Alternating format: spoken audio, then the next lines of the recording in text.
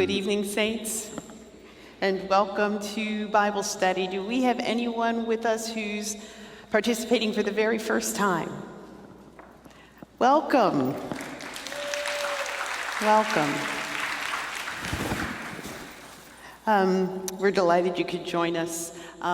Just so you know, we love to struggle with the text here at Alfred Street. Pastor Wesley would say that it's not his job to tell us what to think, but it's his job to get us to think. So we want to invite you to join us as we delve deep into God's Word. We are following the theme of our sermons for the month, which is Better Together. And so tonight we're going to look at Ruth and Naomi. Now, those of you who were in church on this weekend know that Pastor preached on Ruth and Naomi in the first chapter of the book of Ruth.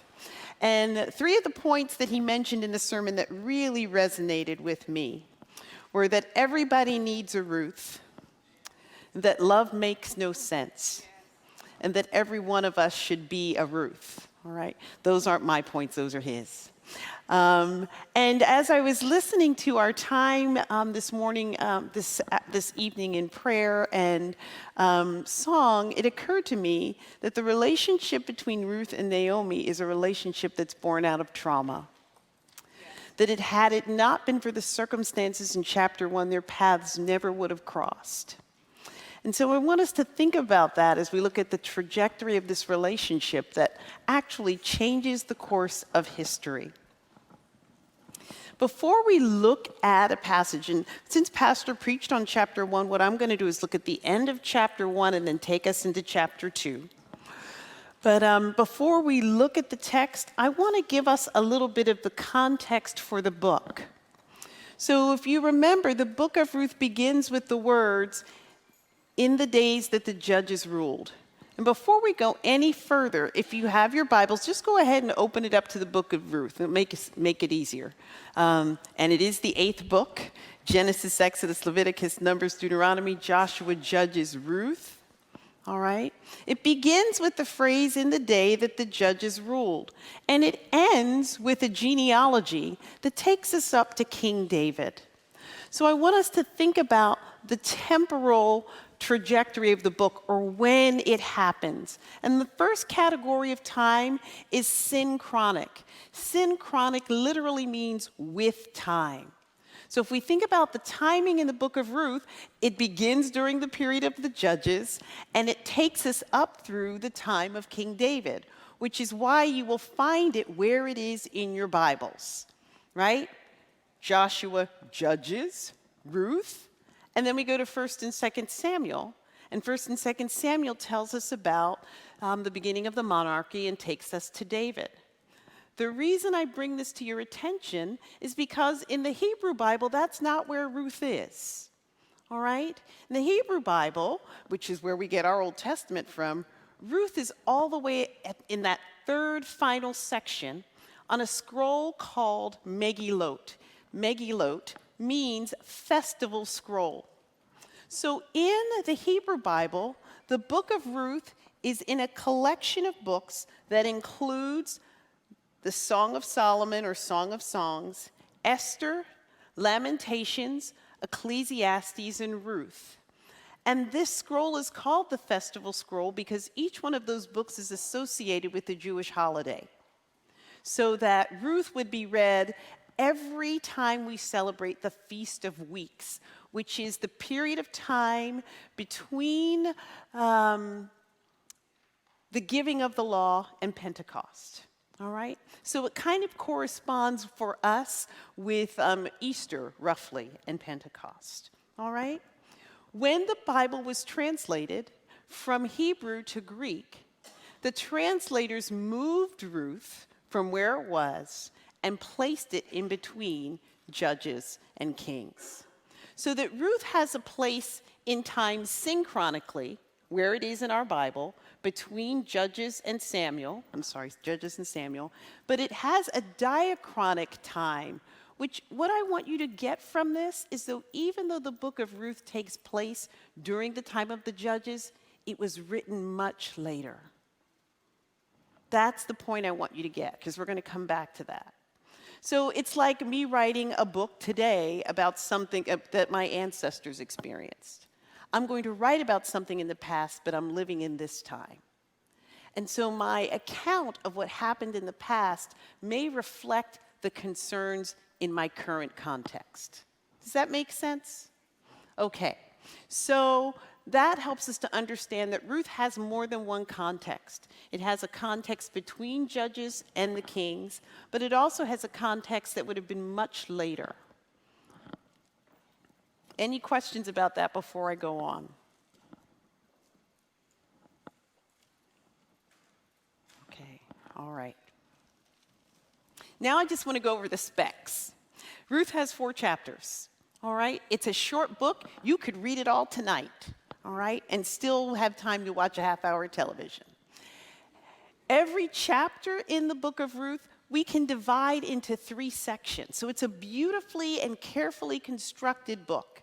And in every chapter, the middle section is a conversation.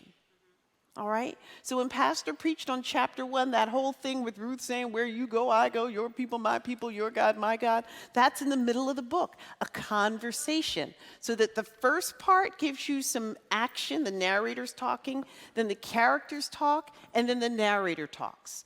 That's the way the chapters are put together. And I would argue that every one of the conversations in the middle of the book is about identity. All right? How are we doing? Any questions? Okay. Yes? Now you know I can't hear you, right? Oh, can we put the notes on these screens? Yeah, because I see them just fine. All about perspective, right? Hey, there we go. Did you see the slide before this? What? Okay. You saw this. Did you see this one? Okay. All right.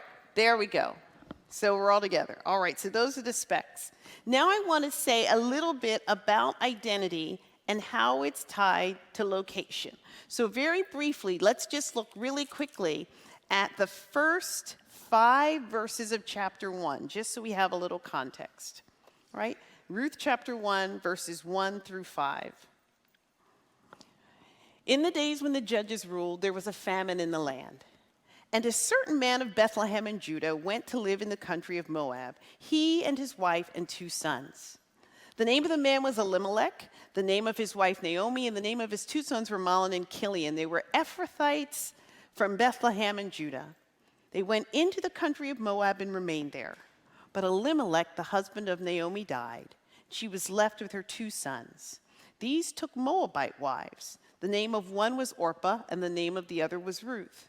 When they had lived there about 10 years, both Mahlon and Chilion also died, so that the woman was left without her 2 sons and her husband. 5 verses, and it covers a lot of territory, both in time and in space. So that in this time there was a famine, and when a famine occurs, people move. All right? This is what agricultural societies do. You go to where the food is. And so there's a forced migration from Bethlehem of Judah to the land of Moab. Elimelech takes his family with him, and while he is there as a sojourner and stranger, he dies. His sons marry, and within a period of 10 years, both sons die, and Naomi is left alone without her sons and without her husband. And who is the story focused on so far? Naomi. Right? The name of the book is Ruth, but a lot of people argue it could have been called the book of Naomi, because so far we're focused on this family. All right? I want you to notice how identity is tied to location. Elimelech is introduced in verse 1, but you don't know his name. But as far as this culture is concerned, you know everything you need to know about him. He lived in the land of Bethlehem in Judah, and he had a wife, and he had 2 sons.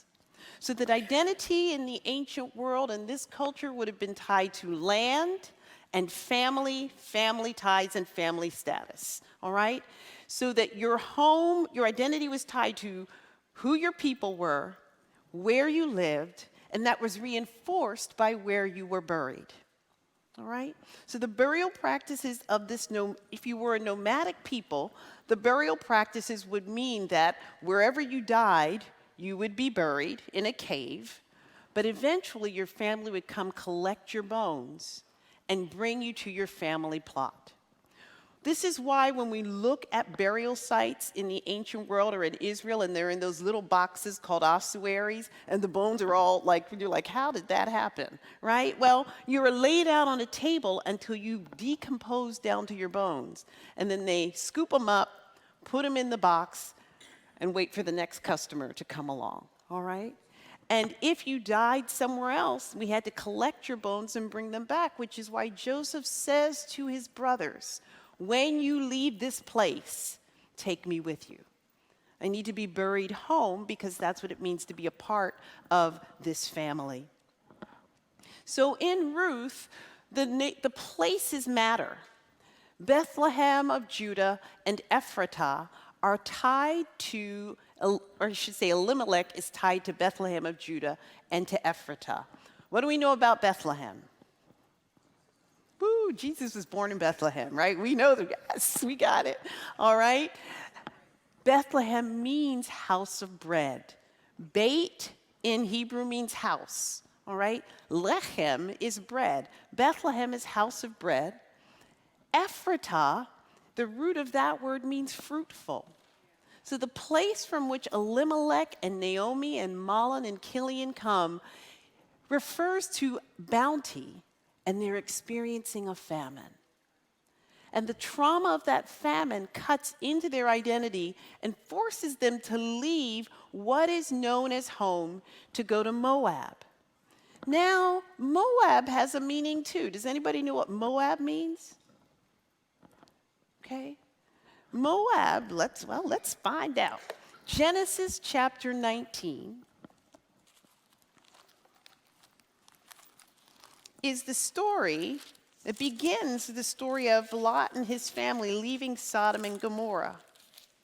But the end of Genesis 19, beginning in verse 30, tells the story about Lot with his daughters. Mrs. Lot, in the process, turned into a pillar of salt, so she only made it part of the way.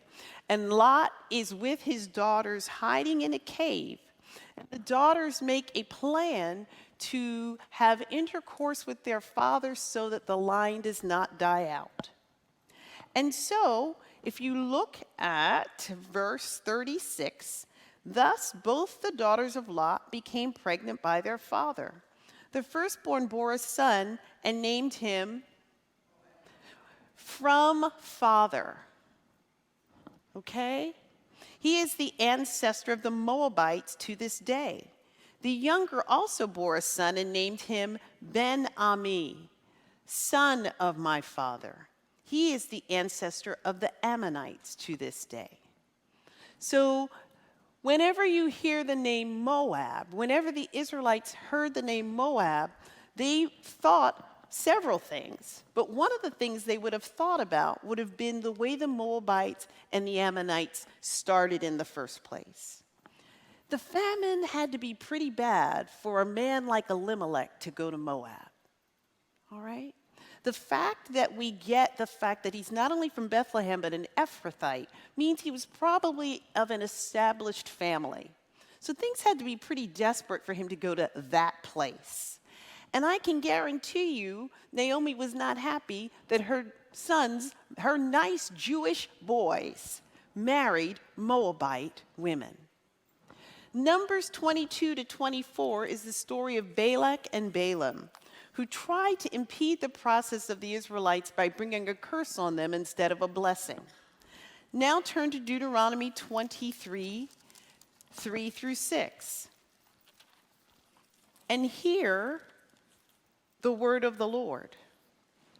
No Ammonite or Moabite shall be admitted to the assembly of the Lord, even to the 10th generation. None of their descendants shall be admitted to the assembly of the Lord, because they did not meet you with food and water on your journey out of Egypt, and because they hired against you Balaam son of Beor from Pethor of Mesopotamia to curse you. That's what I'm referring, that's the story in Numbers 22 to 24. Yet the Lord your God refused to heed Balaam. The Lord your God turned the curse into a blessing for you because the Lord your God loved you. Look at verse 6.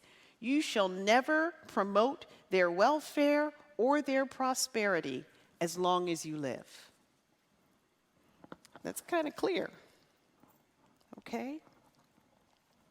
So now, in chapter 1, in the first 5 verses that we read, this family leaves for Moab. And then we go to verses 6 through 18, which are the verses that Pastor Wesley preached on Sunday. How many of you heard that sermon on Sunday? It was a good word. If you did not hear it, go check it out. But in those verses, Ruth makes a commitment to Naomi that makes absolutely no sense. But it is a beautiful example of God's love for us. Because Ruth refuses to leave Naomi, Naomi comes back home without her husband and without her sons and an extra person who is a Moabite widow. So look at the end of Ruth chapter 1. We're in verse 19. So after Ruth proclaims this commitment to Naomi and Naomi lets it go, it says, so the two of them went on until they came to Bethlehem. When they came to Bethlehem, the whole town was stirred because of them, and the women said, is this Naomi? She said to them, call me no longer Naomi, call me Mara, for the Almighty has dealt bitterly with me. I went away full, but the Lord has brought me back empty. Why call me Naomi when the Lord has dealt harshly with me, and the Almighty has brought calamity upon me? All right.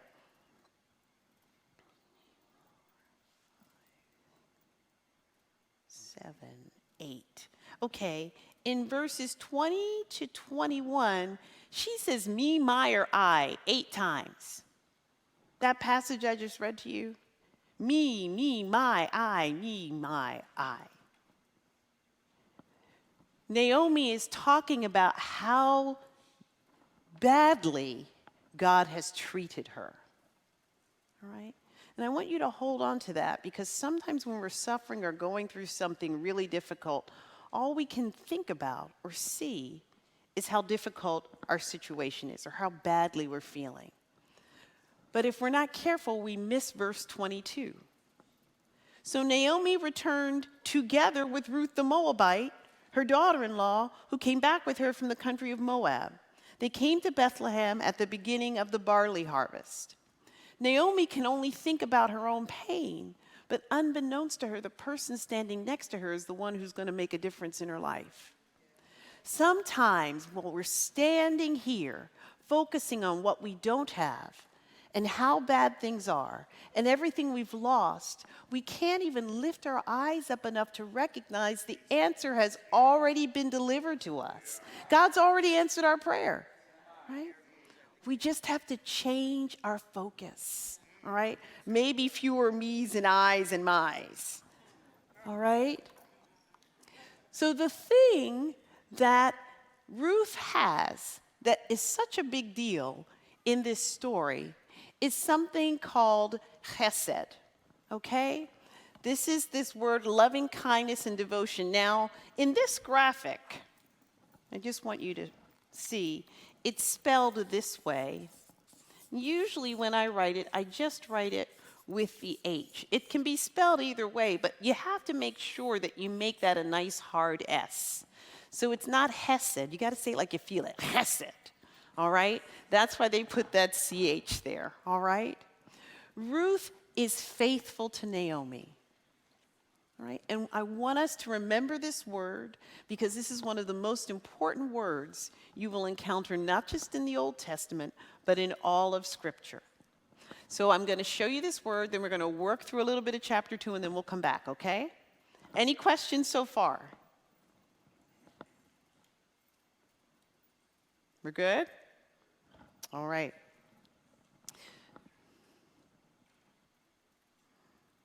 Okay. Let's look at chapter 2. Now, Naomi had a kinsman on her husband's side, a prominent rich man of the family of Elimelech, whose name was Boaz. And Ruth the Moabite said to Naomi, "Let me go to the field and glean among the ears of grain behind someone whose sight I might find favor." And she said to her, "Go, my daughter." So she went. She came and gleaned in the field behind the reapers. So Ruth goes to glean in the field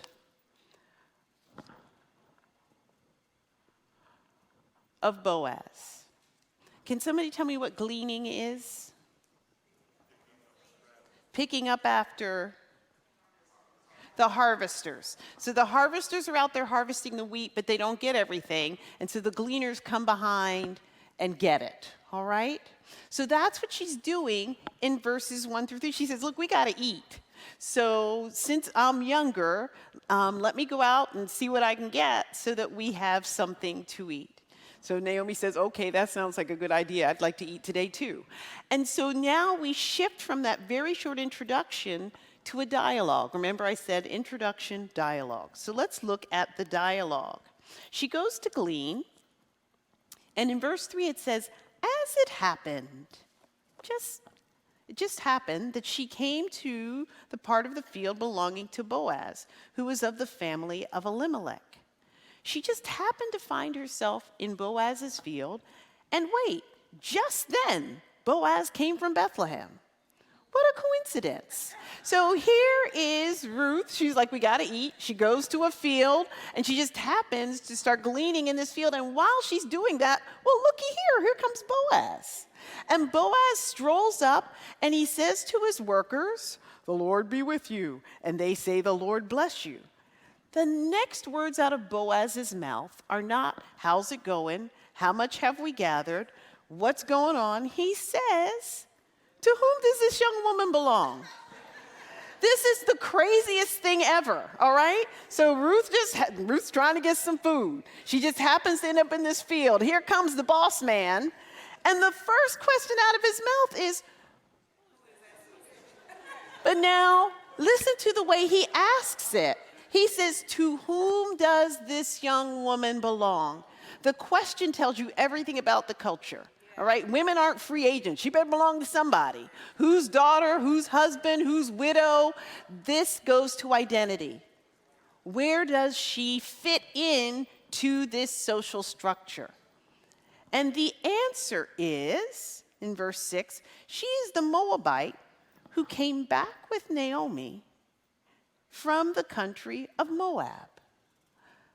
I think this is the funniest thing ever. It's not enough to say she's a Moabite. She's a Moabite from Moab. Well, where else would a Moabite be from, right? But there's this whole sense of she's a Moabite who came back with Naomi from the country of Moab. His answer tells you something about the values of people, all right? Have you ever noticed how sometimes when we're talking about, let's see, how can I say this? When we're talking about somebody from a different group, how we find a way to fit it into the conversation. Because somehow we just need to know that, right? We find a way to work it in. Some of us are more subtle than others. But it shows us something about our values and what matters. Look at how Ruth is identified throughout the story. Let's go back to the end of chapter 1. So Naomi returned together with Ruth the Moabite, her daughter-in-law who came back with her from the country of Moab, all right? Before this verse, when Ruth was in Moab, she wasn't Ruth the Moabite, she was just Ruth. So think about identity and location. When she leaves home and goes to another land, she becomes a stranger, which means being a stranger is relative. It can happen to any of us when you move from home to another place. And if you are moving because of trauma, it was not on your plan to become a stranger or a wanderer. All right? Think about what it means to be a refugee. I didn't ask for this, right? But I need to survive. When Ruth gets to Israel, she is Ruth the Moabite. Or if you're in the King James Version, I love the Moabitess. All right? And she's not only a stranger, but the Israelites despised the Moabites. So we always talk about Ruth like, she was lovely. No, she was not. She was a Moabite. All right? And I can't help but wonder if part of the reason that Naomi is so generous in sending them back is because she don't want anybody to know her dirty little secret that her sons married Moabite women. Right? If they stay back, nobody has to know. She can tell them whatever she wants, right? Now she got to bring Ruth because Ruth's making all these promises. I love you. I'm going to stay with you. So she's got to take her. All right? Ruth, the Moabite from Moab, is with Naomi. So here is a relationship that's born out of trauma that we could argue is forced on Naomi that she doesn't necessarily want. So here they are. And the good news is that Ruth is a good worker, and she wants to take care of her mother-in-law and herself. So she's out here, just happens to end up in this field. Boaz just happens to show up at the right time and ask the right question. And look at what happens next. The man says, she's the Moabite who came back with Naomi from the country of Moab. She said, please let me glean and gather among the sheaves behind the reapers. So she came, and she has been on her feet from early morning until now without resting even for a moment. So the supervisor is giving a good report, not only who she is and where she's from, but she's a good worker. That girl hasn't stopped working since she got here, all right? Ruth is industrious. She's trying to make sure they eat all week. What happens in verse 8? What does he do? Boaz talks. Can we just imagine how this gets staged? Ruth is working in the field, right? Boaz shows up. He's talking to his supervisor. His supervisor tells him who she is. And the next thing we know, he's talking to her. How did he get over to where she was? Where are they all tight together right here? It's like does not pass go, does not collect $200, gets the information he wants, and starts talking to her. And what's the first thing he says? What does he say? Don't go anywhere, stay here. What? What? My daughter. What's going on? He most certainly is. Come to the microphone. I saw your hand. What is he doing? Just for my own curiosity, in chapter 1, where it stated that the name of Ruth's father-in-law was Elimelech. Yes. And then now in chapter 2, where it's going that Boaz was from the kindred of Yes. Elimelech. Yes. That would show some kind of a family relation, am I correct? Yes. So I was wondering, did he or could he have known that this was part of his family? That's a great question. That's the $64,000 question. Does Boaz know? And we're going to get a clue in a minute. He calls her my daughter, so we know he's related to her deceased husband, to her mother-in-law, so they have a family connection. But his choice of words tells you how he chooses to see her. That he's privileging the family relationship over her Moabite ancestry. What I want you to recognize is that when we encounter people, we have a choice about how we recognize them. We get to decide whether this person is one of us or not. We get to decide whether they're an insider or an outsider. And we can determine whether we're going to connect with them based on what we have in common or based on what we don't have in common. The decision is ours. Because no matter who it is, there are things you have in common and things you don't, even your own blood relatives, right? So we choose every time, and we make distinctions based on our values or our experiences or how it might profit us. Stay with me. Identity is a construct. Who you are, if I ask you who you are, what you are telling me is what somebody told you you are. Okay? So if you tell me that you are Jamaican, if you tell me that you are German, these are all constructs. Somebody drew the lines. Somebody decided this is where we're going to make a division between England and Wales. This is where we're going to draw a line between this country and this country. Everybody on this side is this. Everybody on this side is that. All right? And in this story, what's so interesting is that we keep calling Ruth a Moabite. But who did the Moabites descend from? From Lot. And Lot's related to whom? So the Moabites and the Israelites are not different peoples. They're relatives who made a distinction between one group and the other. Identity is a construct. And if identity is a construct, we can deconstruct or reconstruct when we so choose. All right? When we talk about who gets to come into this country, we are dealing with constructs, right? Good immigrants versus bad immigrants has more to do with your point of origin than the person that you are. All right? So Boaz is in a situation where he can dismiss Ruth just because of where she comes from, and no one will fault him for it. But he chooses to say, she's my family. So if we follow that path and say that the Israelites and the Moabites are related, and you keep going back, and you keep going back, and you keep going back, we end up all the way back in the beginning of Genesis, which suggests we all come from common ancestry. So that anytime we call someone something else, we're buying into a construct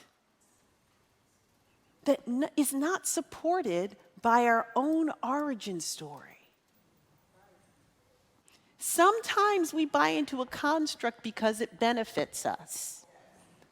And we need to own this, because sometimes as people of color, we're really good about talking about how people make constructs to keep us down, failing to remember all the ways in which we have set up constructs to keep other people out, right?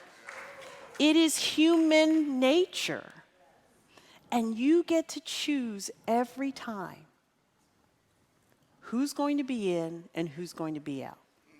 All right, so let me show you one more thing. I think I'm going to show you one more thing.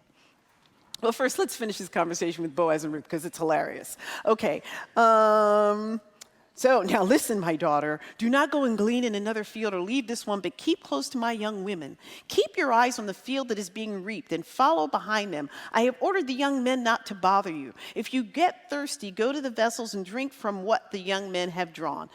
Why does he say, I instructed the young men not to bother you? I know you didn't just say that. All right. Okay. Now you need to go to the mic and say that out loud. Why does he tell the young men not to bother her? Can you come to the mic so the people online can appreciate your wisdom?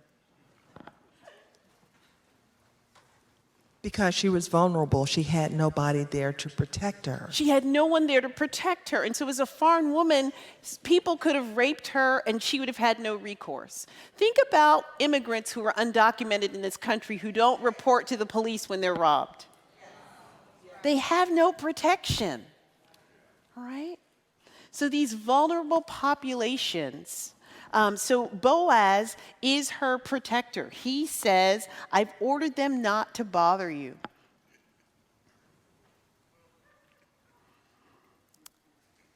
Then she fell prostrate with her face to the ground and said, why have I found favor in your sight that you should take notice of me when I am a foreigner? So here comes the answer to the question about did Boaz know?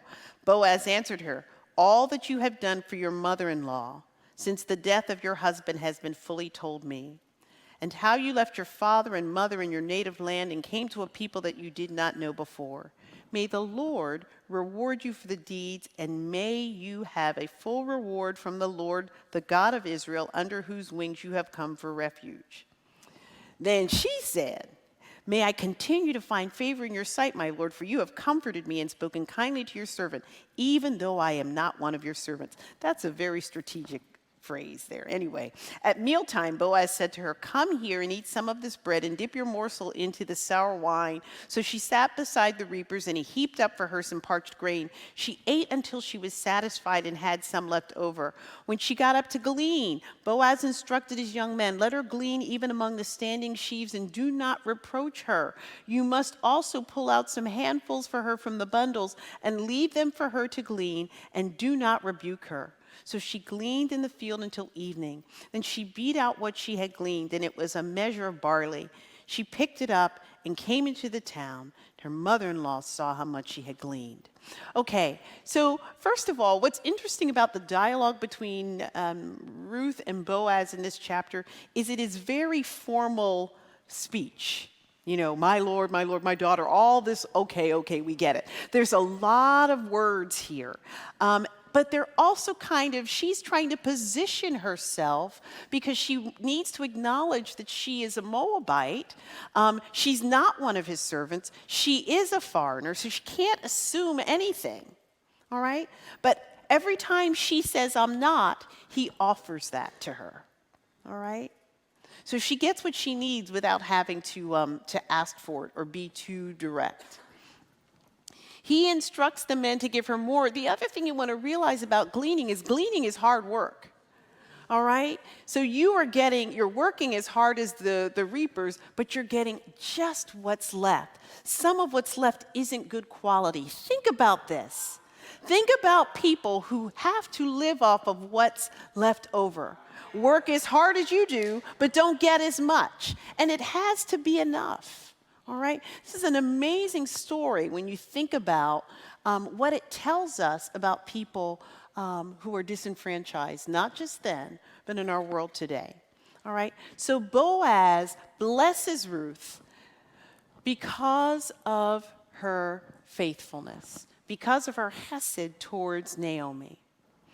The reason this word is so important is because this word is almost always used to describe God. Right? In the Psalms, whenever you see, if you have the King James Version where it talks about God's loving kindness, in more modern translations, it gets translated as God's love. But the reason I love loving kindness and loving faithfulness is because there's something about faithfulness in love that makes it more than a feeling. All right? What Ruth does for Naomi when she's gleaning, that doesn't feel good. But that's what faithful love looks like. Sometimes faithful love is about standing in the gap, all right? Or showing up because it's time to show up, all right? So Reverend Jackson is here tonight, and Reverend Jackson shows up faithfully for so many of us when we're in the hospital.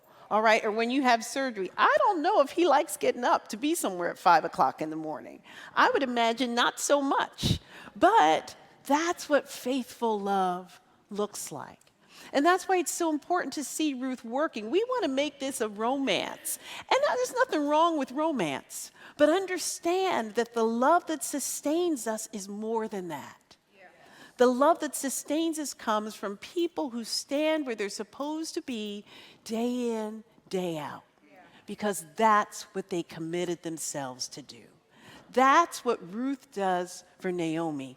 And that's what Boaz recognizes in Ruth that causes him to extend mercy and grace towards her. So although a lot of people call Ruth a love story, and I want it to be a love story, so yay, love. I want that. But it is also a survival story. All right? It's a survival story about how we're going to make it, how we're going to find our way out of trauma. Okay? Now, let me show you two more things.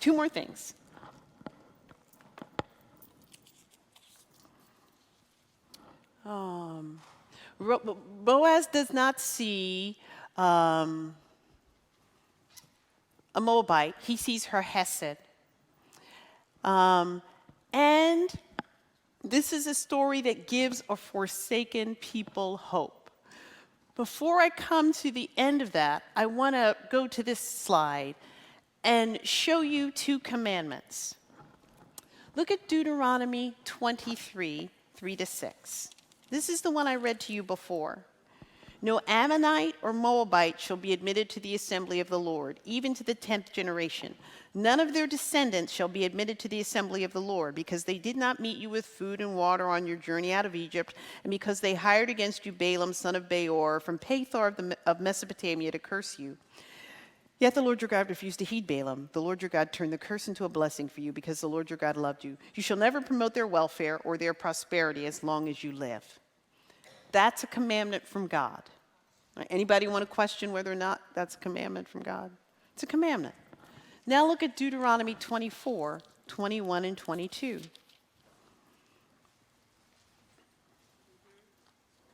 Oh, no, start in 19. 24:19. When you reap your harvest in your field and forget a sheaf in the field, you shall not go back to get it. It shall be left for the alien, the orphan, and the widow, so that the Lord your God may bless you in all your undertakings. When you beat your olive trees, do not strip what is left. It shall be left for the alien, the orphan, the widow. When you gather grapes in your vineyard, do not glean what is left. It shall be for the alien, the orphan, and the widow. Remember that you were a slave in Egypt. Therefore, I am commanding you to do this. When the Israelites encounter Ruth the Moabite, they have to make a decision. Am I going to see a Moabite, which therefore causes me to feel justified in excluding her from our community? Or am I going to see simply an alien, a widow? Which one is it going to be?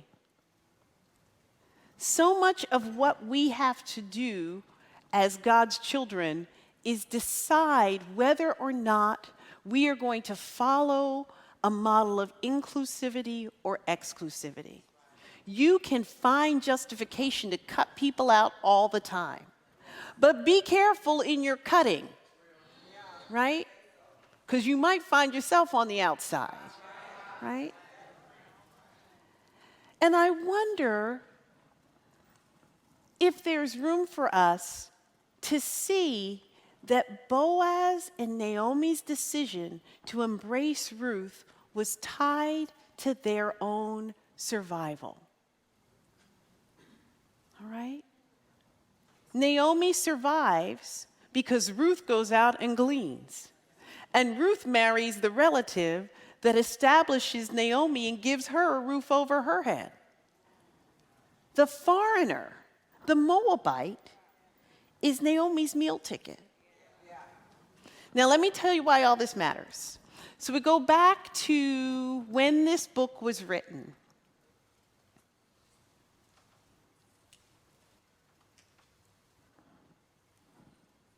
Okay. So I told you that it's placed between Judges and Samuel, but that it was written much later. Why does this matter? Because we believe, well, not everybody, but everybody that I like, believes that Ruth was written at the time of Ezra and Nehemiah. Now, Ezra and Nehemiah are books about the Israelites returning to the land. The Israelites were in Judah, they were exiled, went to Babylon, and then they came back. When they came back, they rebuilt the temple, They rebuilt the wall. Ezra's about rebuilding the temple. Nehemiah's about rebuilding the wall, all right? Churches love those books because we get all the beautiful imagery, building the wall, building the temple. But in Ezra and Nehemiah, there's an account of men coming back with foreign wives and children. And they have an identity crisis. What are we supposed to do? They want to send their children and their wives away. Because now they're thinking their identity is tied to who we exclude. What if Ruth was written at the same time as Ezra and Nehemiah to say to a people who think their identity is tied to being exclusive, remember King David? Remember the great king, the man after God's own heart? He had Moabite blood in him, which suggests that being a follower of God has more to do with your heart and less to do with your bloodline. That the answer isn't about these false constructs, but that the construct that matters the most is who do we serve? And Ruth serves Naomi's God. All right? So we have this opportunity to reevaluate our own identity. Now, wait, I forgot the best part. So the Israelites, leave home and come back. And that's the same pattern we have in chapter 1, right? Elimelech, Naomi, they're home. They leave, and they come back with a foreign wife. So that the pattern in chapter 1 speaks to the larger history of the Israelites leaving the land in trauma and coming back with this foreigner. And maybe like Ruth, those people who decide to follow the Lord will help that nation to rebuild. Okay? So who are the people in our lives that we choose not to recognize, who may have the answer to the thing we've been praying for? They may be the answer to the thing that we're praying for. The person who doesn't have your pedigree, the person who's not your denomination, the person who's not your race or ethnicity, the person who just can't figure out how to get it together. That might be the person, the one standing right next to you, that God has sent as the answer to your prayer. Okay? So, as we read this story, it is my hope, and as we study and learn, it's my hope that one of the things we begin to do is think differently about how we see and how we perceive, so that we can begin to see past the constructs. All right? Our brains learn how to recognize people. We learn how to recognize people just by seeing them over and over and over again. All right? So every time I see Liz, my brain's taking a little snapshot of her. And so the next time I see her, I recognize her. I know you, right? And almost always, that recognition takes place within a particular context. So the example I like to use is if you've ever been a school teacher and your children see you in the supermarket, they kind of wig out, right? Because I know who you are, but you don't belong here. You live in the classroom, right? So we have this way of recognizing people in certain ways. What we have to do is train ourselves to see not just what is different, but to recognize in every human being what we have in common. That everyone we encounter is family. All right? Okay, I have time for 2 questions.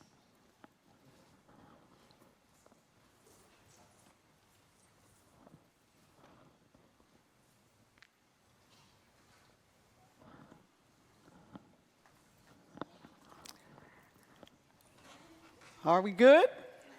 Praise God, let's go.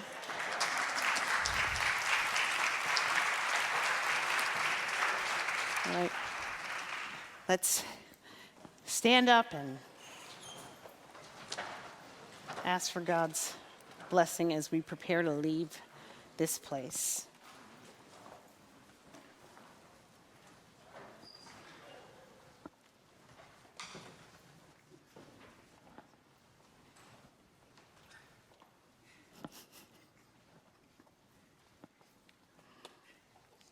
Joy, right here. Lord, we stand here in a climate-controlled room with a roof over our head, and we say thank you. Thank you for the opportunity to study and learn. As always, Lord, I pray if there's anything that's not of you, that it blows away like the chaff, and anything that is only that which is of you will stand. Be with all those, Lord, who are in need of shelter and food and clothing tonight. This is our prayer in Jesus' name. Amen.